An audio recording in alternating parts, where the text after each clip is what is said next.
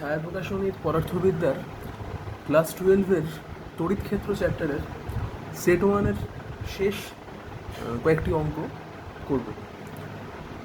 তার মধ্যে আগের যে দুটি ক্লাস হয়েছে সেখানে 1 থেকে 16 অবধি অঙ্ক দেখানো হয়েছে। আজকে 17 থেকে অঙ্ক শুরু হবে। তো দেখে নেওয়া যাক 17 নম্বর অঙ্ক কী বলছে। এল দৈর্ঘ্যের একটি হালকা দণ্ডের দু প্রান্তে এম ভরের দুটি কণা যুক্ত করে একটি তড়িৎ দ্বিমেরু গঠন করা হয়েছে। কণা দুটির আধান প্লাস কিউ এবং মাইনাস কিউ। একটি সুষম তড়িৎ ক্ষেত্র ই এর মধ্যে তড়িৎ দ্বিমেরুটি এমনভাবে স্থাপন করা হয়েছে যাতে দ্বিমেরু অক্ষ তড়িৎ প্রাবল্যের অভিমুখের সঙ্গে সমান্তরালে থাকে। দ্বিমেরুটিকে সামান্য ঘুরিয়ে ছেড়ে দেওয়া হয়েছে। দেখাও অল্প কৌণিক সরণের জন্য দ্বিমেরুটি কৌণিক সরল দোলগতিতে আন্দোলিত হতে থাকবে। দোলগতির পর্যায়কাল নির্ণয় করতে হবে। তো এক্ষেত্রে কী হয়েছে অ্যাকচুয়ালি, আমার একটা ছবি এঁকেছি, ছবিটা দেখে নেওয়া যাক। ছবিতে একটি ইলেকট্রিক ফিল্ড দেখানো হয়েছে। এই একটি ইলেকট্রিক ফিল্ড অ্যারো দিয়ে উপরের দিকে দেখানো হয়েছে এবং কোশ্চেনে বলা ছিল যে যে দ্বিমেরুটি রয়েছে সেটি ইলেকট্রিক ফিল্ডের সঙ্গে সমান্তরালে প্যারালালভাবে রয়েছে। তো সেখানে মাইনাস কিউ প্লাস কিউ একটি দ্বিমেরু এই ফিল্ডের সঙ্গে প্যারালালভাবে রয়েছে। তো নেক্সট যেটা করা হয়েছে সেখানে বলা হচ্ছে যে দ্বিমেরুটিকে একটা থিটা কোণে ঘুরিয়ে ছেড়ে দেওয়া হয়েছে। তো সেই কারণে আমরা মাইনাস কিউ প্লাস কিউ যে দ্বিমেরু রয়েছে তাকে সামান্য একটি থিটা কোণে আমরা ঘুরিয়ে রেখেছি। তো দ্বিমেরু অ্যাকচুয়ালি থাকবে কি ই এর প্যারালাল। এবার তাকে যখন একটা থিটা কোণে আমরা ঘোরাবো, ঘুরিয়ে যখন ছেড়ে দেবো, দ্বিমেরু তখন কিন্তু ওই অবস্থানে আর থাকবে না, সে চাইবে যেন ই এর দিকে ঘুরে যাওয়ার চেষ্টা করবে। এবং এক্ষেত্রে দেখা যাবে যে দ্বিমেরুটি বারবার করে এইভাবে একটা আন্দোলিত হতে থাকবে, যার ফলে এটি একটি সরল দোলগতিতে পরিণত হবে। আমাদের বার করতে হবে যে এই সরল দোলগতির পর্যায়কাল কত। তো আমরা সরল দোলগতি চ্যাপ্টার যখন ক্লাস 11-এ পড়েছিলাম সেখানে দেখেছিলাম যে পর্যায়কাল আমাদের যে টি তার ফর্মুলা হয় 2π√ওভার সরণ বাই ত্বরণ। তো এক্ষেত্রেও দেখতে হবে যে দ্বিমেরুটিকে ঘোরানোর পরে এটি কত সরণ লাভ করেছে এবং কত ত্বরণে এটি আন্দোলিত হতে থাকবে। তো এখান থেকে বার করা হয়েছে সরণ ইকুয়াল L/2 থিটা। তো এটা কীভাবে এলো একটু বুঝে নেওয়া যাক। দ্বিমেরুর পুরো দৈর্ঘ্য যেটা ছিল, দ্বিমেরুর দৈর্ঘ্য আমরা জানি 2L, কিন্তু এখানে এই অঙ্কটির ক্ষেত্রে আমরা ধরে নিচ্ছিলাম যে দ্বিমেরুর দৈর্ঘ্য এল, কেননা শুরুতেই বলে দিয়েছে যে এল দৈর্ঘ্যের একটি হালকা দণ্ড। তো দণ্ডের দৈর্ঘ্য এখানে 2L, এল বলে দিয়েছে, 2L নেই। তো সেই কারণে আমরা দ্বিমেরুরকে যে কেন্দ্র করে আমরা ঘোরাবো, মানে অর্থাৎ দ্বিমেরুর যে ঘূর্ণন অক্ষ, সেই ঘূর্ণন অক্ষ থেকে যে কোনো একটি প্লাস কিউ বা মাইনাস কিউ তার দূরত্ব কত হবে? এল হবে, L/2 হবে। পুরোটা যদি এল হয়ে থাকে তাহলে ঘূর্ণন অক্ষ থেকে প্লাস কিউবের দৈর্ঘ্য হবে L/2। এবারে তাকে যখন আমরা একটা থিটা সরণ দিচ্ছি সেক্ষেত্রে যে কৌণিক সরণ উৎপন্ন হয়, কৌণিক সরণ যদি থিটা হয় তো রৈখিক সরণ তাহলে কত হবে? L/2 into theta.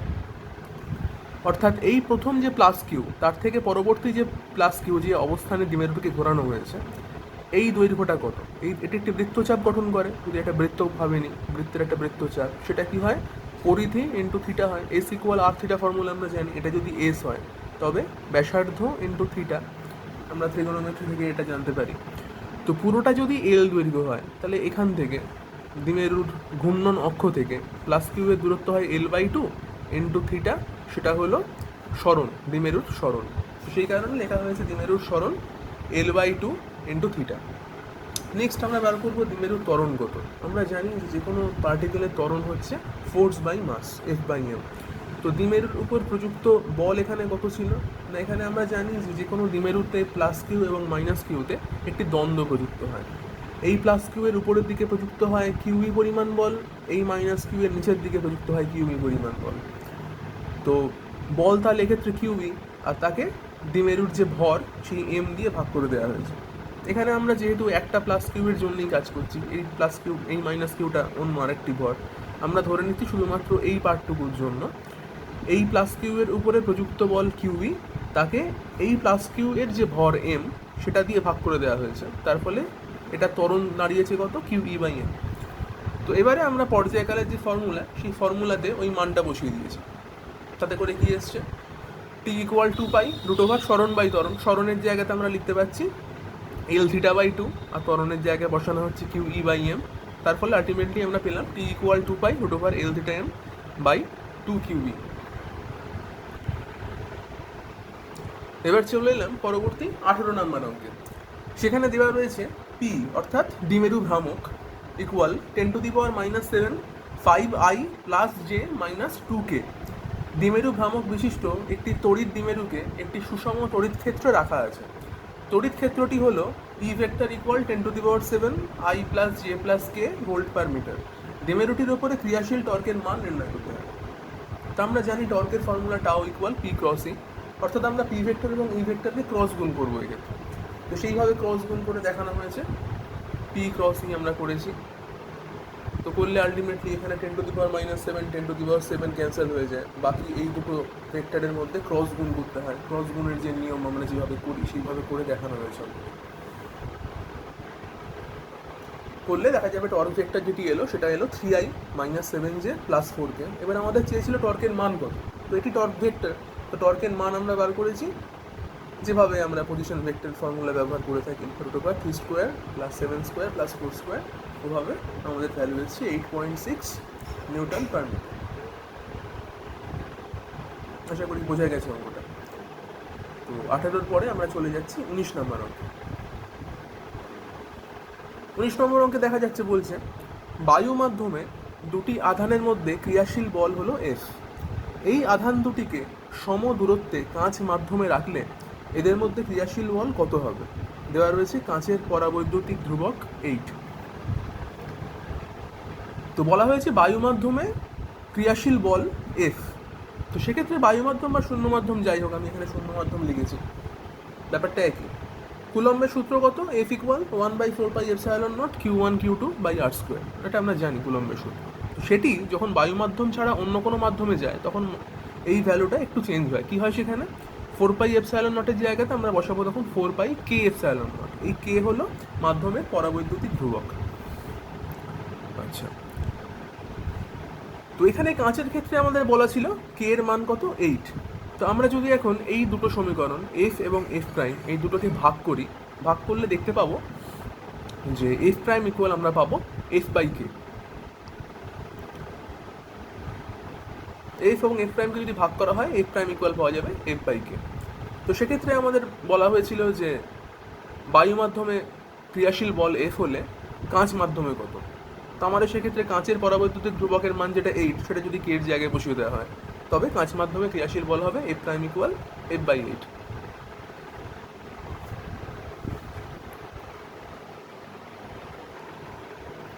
পরবর্তী অঙ্ক 20 নম্বর অঙ্ক। বলছে +40 ESU এবং -35 ESU আধান পরস্পরের থেকে 10 সেন্টিমিটার দূরে থেকে পরস্পরের উপর 4 ডাইন বল প্রয়োগ করে মাধ্যমের পরাবৈদ্যুতিক ধ্রুবক নির্ণয় করতে হবে। তো এখানে লিখেছি যে আমরা জানি অন্য কোনো মাধ্যমে দুটি আধানের মধ্যে আকর্ষণ বল এফ প্রাইম যদি লেখা হয়, তো সেক্ষেত্রে আমরা আগের অঙ্কটা থেকেই দেখলাম কি হয় যে শূন্য মাধ্যমে প্রযুক্ত বল বাই পরাবৈদ্যুতিক ধ্রুবক। এটা আমাদের ফর্মুলা আগের অঙ্কটা থেকে পেলাম যে এফ প্রাইম ইকুয়াল f/q। তো এবারে দেখি এই অঙ্কটির ক্ষেত্রে যেখানে দুটো আধান বলছে 40 এবং -35, তারা 10 সেন্টিমিটার দূরে অবস্থান করছে। তো শূন্য মাধ্যমে আমি যদি বার করি যে এদের মধ্যে ক্রিয়াশীল বল কত, তাতে করে ভ্যালুটা আসে 14 ডাইন 14 ডাইন 14 ডাইন। এটা শূন্য মাধ্যমের ক্ষেত্রে। এক্ষেত্রে একদম সিম্পল মানে সিরিয়াস পদ্ধতিতে যেভাবে আমরা করি কে q1 q2/r², ঠিক সেইভাবে করা হয়েছে। কে এর মান 1 হয়ে যায়, q1 40 q2 35, আর দূরত্ব 10 ছিল, তাই 10²। এভাবে আমরা এফ বার করে ফেলেছি। আচ্ছা, এবারে প্রশ্নানুযায়ী দেখা যাচ্ছে যে আমাদের ক্রিয়াশীল যে বল সেই বলের মান হচ্ছে 4 ডাইন। এই 4 ডাইন মানটা থেকে বোঝা যাচ্ছে যে এটি বায়ু মাধ্যমে অবস্থিত নয়, অন্য কোনো মাধ্যমে অবস্থিত। সেই কারণেই আমরা এটা জেনে রাখবো যে বায়ু মাধ্যমে দুটি আধানের মধ্যে যে আকর্ষণ বল ক্রিয়া করে, অন্য যে কোনো মাধ্যমের যে আকর্ষণ বলটি হবে, অন্য মাধ্যমের আকর্ষণ বল বায়ু মাধ্যমের আকর্ষণ বলের থেকে সবসময় কম, অর্থাৎ বায়ু মাধ্যমের আকর্ষণ বল সর্বদা বেশি। সেই কারণে আমরা যে মানটা পেয়েছিলাম 14 সেটা বায়ু মাধ্যমে ছিল।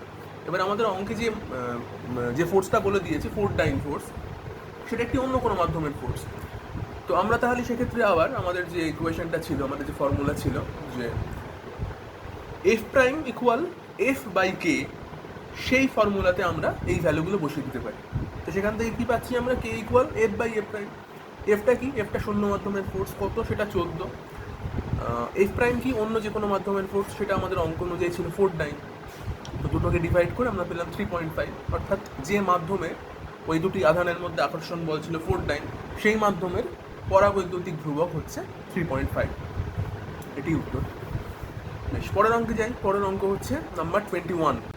বলছে এক্স অক্ষ বরাবর 200 নিউটন পার কুলম প্রাবল্যের একটি তড়িৎ ক্ষেত্র ক্রিয়া করছে ওয়াইজেড তলে অবস্থিত 20 সেমি বাহু বিশিষ্ট বর্গাকার ক্ষেত্রের মধ্য দিয়ে অতিক্রান্ত তড়িৎ ফ্লাক্স কত হবে?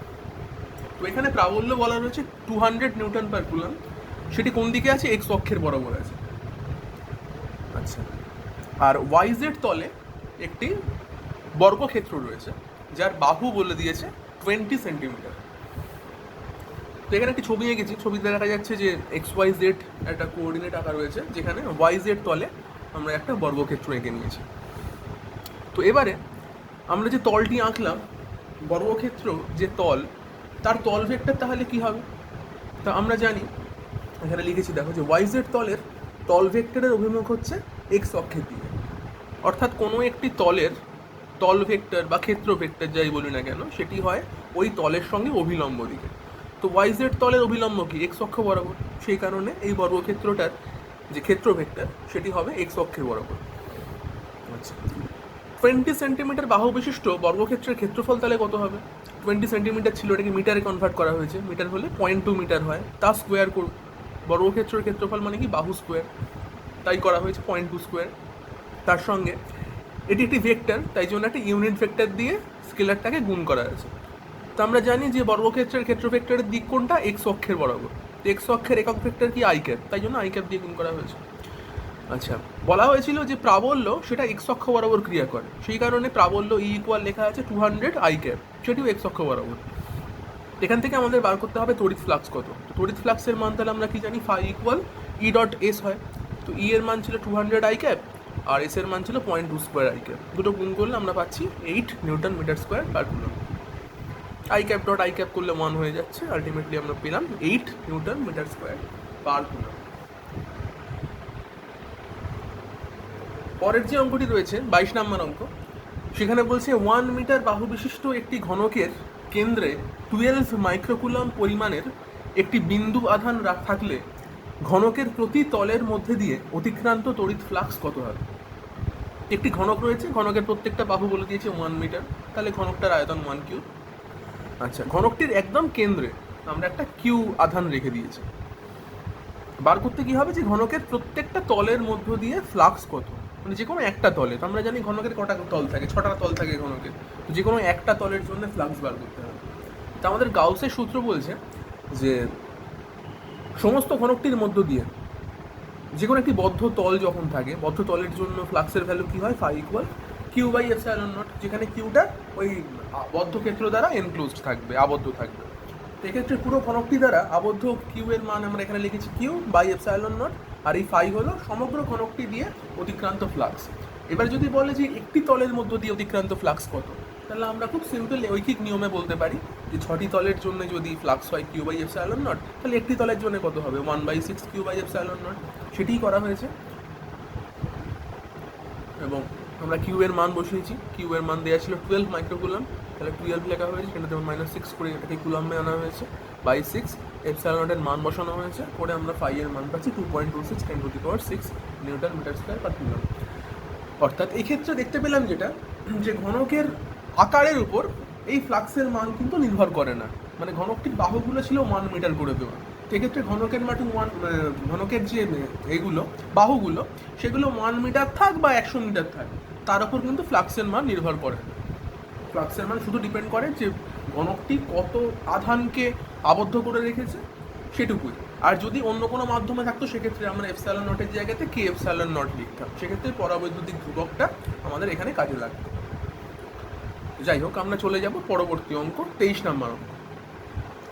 23 নম্বর অঙ্কে বলা হচ্ছে একটি E vector 3i + 4j + 5k প্রাবল্য বিশিষ্ট তড়িৎ ক্ষেত্রে স্থাপিত। এস ভেক্টর ইকুয়াল দেওয়া হচ্ছে 10 i ক্যাপ ক্ষেত্রের মধ্যে দিয়ে অতিক্রান্ত তড়িৎ ফ্লাক্স কত হবে? ভীষণ সহজ একটা অঙ্ক এখানে দিয়েছে। এখানে এস বলে দিয়েছি, ই বলে দিয়েছে, ফ্লাক্স বার করতে হবে। আমরা ফ্লাক্সের ডাইরেক্ট ফর্মুলা লাগিয়েছি ই ডট এস, ই এবং এসকে ডট গুণ করতে হচ্ছে। সেখানে শুধুমাত্র আই এর সঙ্গে আই ডট গুণ করলে 1 হয়, বাকি জে ডট আই 0 হয়, কে ডট আই 0 হয়। তো এইগুলো তাহলে ডট গুণ করলে পাবো 0, তাহলে 3i ডট 10i করে যেটা পাওয়া গেল 30 ইউনিট, এটি আনসার। খুব সহজ একটা অঙ্ক ছিল 23 নম্বর। নেক্সট চলে যাচ্ছে 24 নম্বর অঙ্ক। 24 নম্বর শেষ অঙ্ক এটা। কি বলছেন? একটি সুষম তড়িৎ ক্ষেত্রের ক্ষেত্র প্রাবল্য ই ভেক্টর ইকুয়াল দেওয়া হচ্ছে 6i plus 3j plus 4k volt per metre, যেখানে আই ক্যাপ, জে ক্যাপ ও কে ক্যাপ প্রচলিত অর্থে ব্যবহৃত। ওই তড়িৎ ক্ষেত্রে ওয়াইজেড তলে 20 মিটার স্কোয়ার ক্ষেত্রফলের মধ্য দিয়ে অতিক্রান্ত তড়িৎ ফ্লাক্স নির্ণয় করতে হবে।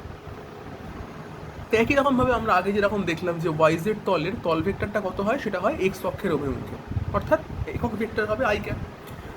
তো সেক্ষেত্রে আমরা এস যেটা এরিয়া ছিল সেটাকে লিখতে পারছি 20i ক্যাপ। আমাদের বলে দেওয়া ছিল 20 মিটার স্কোয়ার ক্ষেত্রফলের মধ্য দিয়ে। তো সেক্ষেত্রে ক্ষেত্রফল 20, একক ভেক্টর আই ক্যাপ, তাহলে এস ভেক্টর, এরিয়া ভেক্টর পেলাম 20i ক্যাপ। ই ভেক্টর বলে দেওয়া ছিল কত, 6i plus 3j plus 4k। তো এবার ফ্লাক্স বের করা ভীষণ সহজ। ফ্লাক্স মানে আমরা জানি ই ডট এস, দুটো গুণ করে দেওয়া হয়েছে, করলে আলটিমেট পেলাম 6 ইন্টু 20 120 ভোল্ট মিটার। বাকি জে ডট আই 0 হয়, কে ডট আই 0 হয়, সেই জন্য এগুলো থাকবে না টার্মগুলো, শুধুমাত্র 6i ডট 20i করে যেটা পেলাম 120 ভোল্ট মিটার, এটাই উত্তর।